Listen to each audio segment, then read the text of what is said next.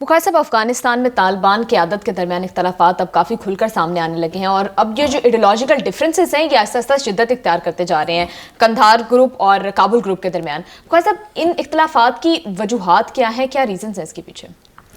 دیکھیے، بنیادی طور پر یہ دو بڑی واضح ڈویژنز اب ہمیں نظر آ رہی ہیں۔ ایک گروپ ہے جو قندھار بیسڈ ہے، جس کے خنزادہ صاحب جو ہیں وہ سربراہ ہیں، عبداللہ خنزادہ، اور امیر متقی جیسے لوگ جو جا کے بھارت کے شنکر کی گود میں بیٹھ کے سمجھتے ہیں کہ انہوں نے بہت بڑا مارکا مار لیا ہے۔ اور دوسری طرف وہ لوگ ہیں جو ایک طویل عرصے تک پاکستان میں رہے تو بے پناہ لوگ، جب افغانستان کے اوپر امریکہ نے جنگ مسلط کی ہوئی تھی تو ایک ہی سیف ہیون تھا ان کے لیے، اینڈ دیٹ واز پاکستان۔ تو دوسرا گروپ جو اس وقت کابل میں موجود ہے اور بہت سٹرونگ ہے، اس میں حقانی گروپ کے لوگ شامل ہیں۔ یہ وزیرستان میں رہے بہت طویل عرصہ تک۔ ان میں جو نمایاں لوگ ہیں ان میں ملا یعقوب ہیں، اور اسی طریقے سے ان کے جو دوسرے وزراء ہیں وہ۔ تو بنیادی اختلاف ہے کنزرویٹیوزم کا، یعنی ایک قدامت پسندی کا، اور ایک نیا ماڈرن افغانستان کا۔ یعنی ایک طرف تو ہیبت اللہ صاحب جو ہیں وہ لڑکیوں کے سکول جانا بند کر رہے ہیں، ان کو سرکاری جاب میں یعنی ان کو جاب کرنے کی اجازت نہیں ہے، یونیورسٹیاں بند کر دی ہیں انہوں نے۔ تو اور دوسری طرف یہ لوگ ہیں جو چاہتے ہیں کہ نہیں، اس دنیا میں اگر جینا ہے تو اس دنیا کے ساتھ چلنا پڑے گا۔ مثلا وہ انٹرنیٹ کو بند کرتے ہیں تو یہ انٹرنیٹ کھولنے کے حق میں ہیں۔ تو ایک بنیادی اختلاف تو یہ ہے، لیکن جو اختلاف اس وقت شدت اختیار کر رہا ہے وہ ہے پاکستان کے ساتھ تعلقات کا۔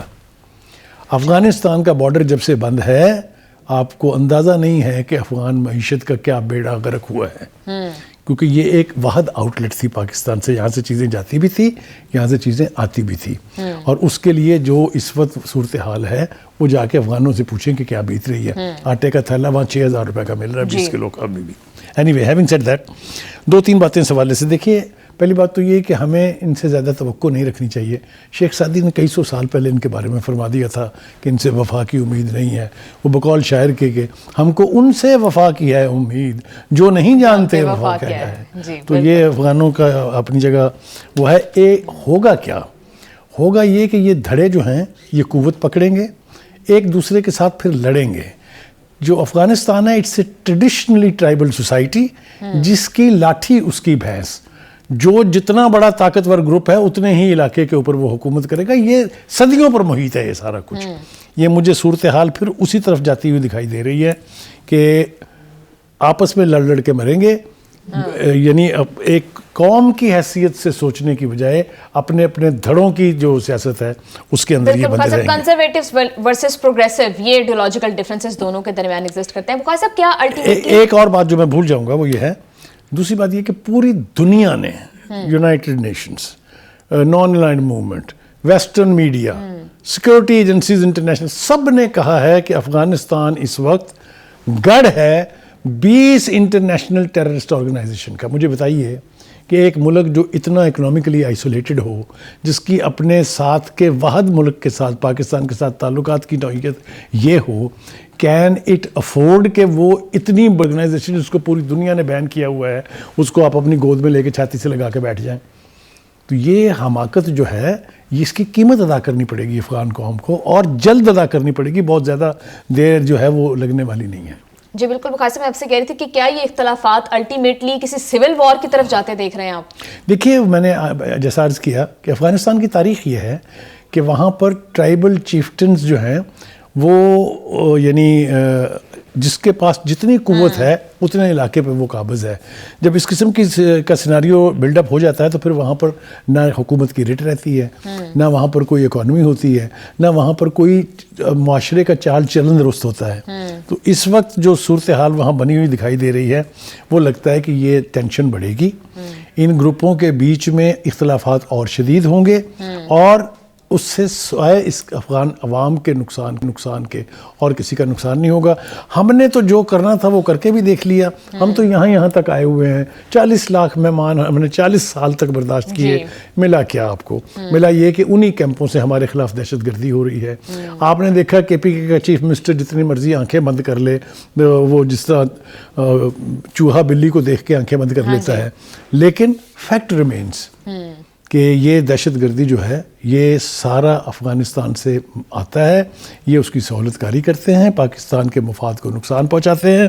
کہنے کا مطلب یہ ہے کہ ہمیں تو اب کابل کی طرف سے کسی نیکی کی, کسی اچھائی کی توقع نہیں ہے. جی بالکل. بخاری صاحب ابھی ریسنٹلی جب مذاکرات بھی ہو رہے تھے طالبان رجیم اور پاکستان کے درمیان, تو کوئی نتیجہ ان کا نہیں نکلا. کیا اس کی وجہ بھی یہی ڈفرینسز ہیں, جس طرح سے آپ نے بھی پوائنٹ آؤٹ کیا بھی کہ پاکستان کو لے کر بیسیکلی میجر اختلاف اس ٹائم پر یہ ہے کہ پاکستان کے ساتھ یہ میرا کنوکشن سے ماننا ہے کہ پاکستان کے ساتھ تعلقات کی نوعیت کیا ہونی چاہیے, اس پر اختلاف ہے.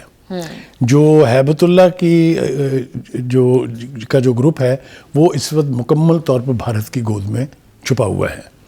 یعنی جب ٹینشن اپنے عروج پر ہوتی ہے تو اس کا وفد جو ہے وہ نیو دہلی میں مذاکرات کر رہا ہوتا ہے. یہ ہم نے دیکھا بھی, کیا پوری دنیا نے دیکھا ہے. اور دوسرا دھڑا جو ہے وہ یہ سمجھتا ہے کہ پاکستان کے ساتھ تعلقات میں بہتری ہے. پاکستان نے مشکل وقت میں ہمارا ساتھ دیا ہوا ہے. یعنی ایک پوری 4 دہائیوں پر محیط جو پوری سیاست تھی کا افغانستان کی, اس میں پاکستان کا بہت پازیٹیو, بہت پرو ایٹیچیوڈ جو ہے وہ رہا ہے. لیکن جیسا میں نے کہا وفا.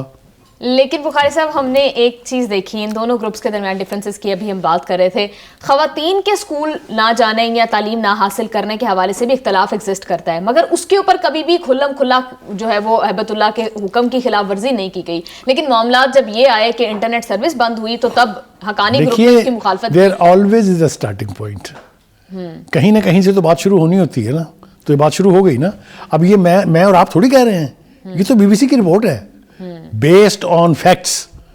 تو اگر یہ آغاز ہو گیا ہے تو اس کو اتنی جلدی ختم کرنا میرا نہیں خیال کہ وہاں وہ چاہیں بھی تو ممکن ہے. یہ اختلاف اب مزید بڑھے گا اور افغان سوسائٹی جو ہے مزید تقسیم ہوگی دھڑوں میں, اور مزید بدامنی ہوگی. معیشت تو پہلے ہی بے حال ہے, اب کیا بنے گا ان کا, یہ دیکھتے ہیں کہ کیا یہ دونوں گروپ بیٹھ کے افغانستان کی ایک اینٹی کے متعلق کوئی پازیٹیو سوچ اپناتے ہیں, یا یہ بکرنگ جو ہے اسی طرح جاری رہے گی. نقصان کسی اور کا نہیں, صرف افغان عوام کا ہوگا. بالکل, افغان عوام کا تو بخاری صاحب آلریڈی بہت زیادہ نقصان ہو رہا ہے, اکنامکلی بھی ان کا نقصان ہو رہا ہے, سوشلی پولیٹیکلی ہر لحاظ سے they are so suppressed right now. اب جس طرح سے ہم دیکھ رہے ہیں کہ خواتین کی تعلیم پر میں بھی آپ سے بات کری تھی, جتنا زیادہ بین اور کریک ڈاؤن ہے اگینسٹ دی فیمیل جینڈر, بخاری صاحب الٹیمیٹلی کیا آپ کو لگتا ہے کہ دس از واٹ اسلام سیز, یہ کس قسم کا اسلام ہے؟ یہ بالکل یہ ان کا اپنا, this is their own version of Islam. اسلام میں تو خاتون کو برابری کے حقوق دیے گئے ہیں, کوئی راکٹ سائنس چاہیے نہیں ہے سمجھنے کے لیے. اور جتنی دنیا بھر میں مسلم سوسائٹیز ہیں, کنزرویٹو بھی ہیں, سعودی عربیہ کنزرویٹو ہے, لیکن انہوں نے اپنی بچیوں کو پڑھنے سے تھوڑی روکا ہے. تو یہ تو ایک احمقانہ سوچ ہے. اس سوچ کی وجہ سے پوری قوم کو, اگر آپ چاہتے ہیں کہ وہ الٹریٹ رہے, آپ چاہتے ہیں کہ 51% 50% آبادی جو ہے وہ کسی قابل نہ رہے, it's your choice. You are not doing any harm to anybody, you are destroying yourself. بالکل بخاری صاحب, جتنی سپریشن ہم دیکھ رہے ہیں کہ ابھی کرنٹ افغان رجیم کی طرف سے ہے ٹورڈز اٹس پیپل, اور پھر ابھی ہم یہ بھی دیکھ رہے ہیں کہ ایک دھڑے بنتے جا رہے ہیں اور قیادت کے آپس میں بھی اختلافات جو ہیں وہ شدت اختیار کر رہے ہیں. تو بخاری صاحب کیا الٹیمیٹلی معاملات ریولیوشن کی طرف جائیں گے کہ اس کرنٹ رجیم کو الٹیمیٹلی ٹوپل اوور کر دیا جائے؟ جیسا میں نے آپ کو کہا کہ یہ ٹرائبل چیفٹن سوسائٹی ہے. ہم کبھی سنتے ہیں یہ پنشیری اتحاد ہے, کبھی ہم سنتے ہیں یہ شمالی اتحاد ہے. تو وہاں تو یہ ایک پرانی ٹریڈیشن ہے, اور اگر وہ ٹریڈیشن جاری رکھنے پر تلے ہوئے نہیں بدلنا چاہتے اپنے آپ کو, تو یہ خانہ جنگی وہاں آج نہیں کل, کل نہیں پرسوں یہ فیس کرنی پڑے گی ان لوگوں کو. اگر آئی, اگر وہ اس خطے میں ہندوستان کو اپنا دوست سمجھتے ہیں تو گاڈ بلیس دیئر سولز. اس کا نتیجہ ان کو بہت جلدی مل جائے گا. بالکل بخاری صاحب آپ ٹھیک کہہ رہے ہیں.